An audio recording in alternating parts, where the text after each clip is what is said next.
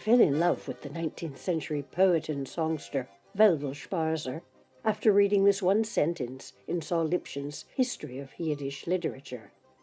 Zbarzher might well have attained the pinnacle of fame if he had not squandered his talent in disreputable Romanian inns and Turkish coffee houses.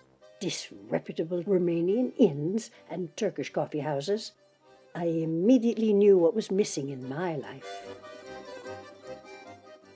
Benjamin Wolf Ehrenkrantz, or Velvel Zbarzher, was born in 1826 in the shtetl of Zbaraz, now Ukraine, then Austrian Galicia.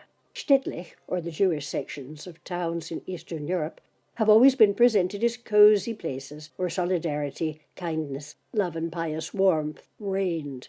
It's an ideal picture, but not a realistic one, for such unity depends upon complete conformity, obedience, and accepting values that aren't yours. In those Eastern European shtetlech, religious law dictated every aspect of Jewish life. Secular books were forbidden, independent thinkers were threatened with moral rebuke, magical retribution, and expulsion. Yet in the big wide world, the 19th century was a time of great change, of cultural wealth, questioning, experimentation, and discovery. In the Jewish world, the Jewish Enlightenment, the Haskalah, begun in Germany a century earlier, was now challenging the religious stranglehold in Galicia, Romania, and the Russian Pale. The Maskilim, the proponents of the Jewish Enlightenment, were determined to create a modern Jew by opening the door to secular education, to found schools where children were free to learn science, geography, languages, and history. They were also demanding freedom of thought and movement, the right to read and create modern literature, to create plays and act in them, to question belief or refuse it altogether.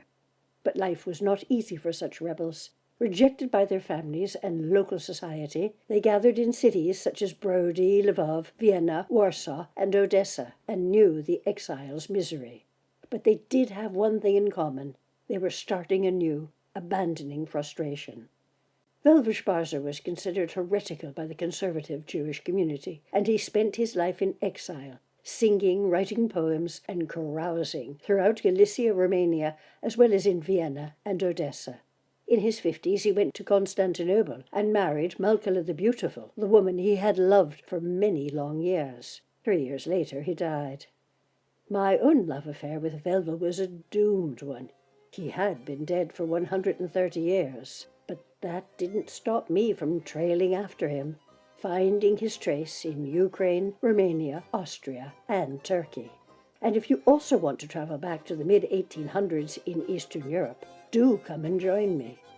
A Contrary Journey with Velvel Zbarzher, Bard, by Jill Culiner, published by Claret Press, London.